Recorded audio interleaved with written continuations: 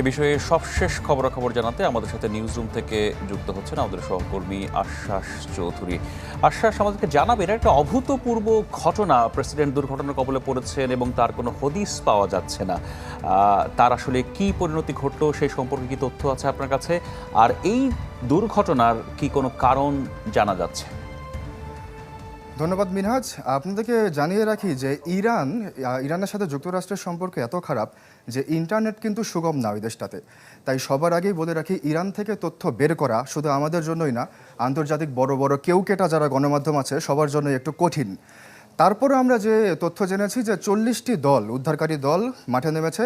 এর মধ্যে আছে হচ্ছে আপনার রেড ক্রিসেন্ট, এমনকি ওদের সশস্ত্র বাহিনী, সেনাবাহিনী, পুলিশ, এরকম 40টি দল নেমেছে, 8টি অ্যাম্বুলেন্স আছে।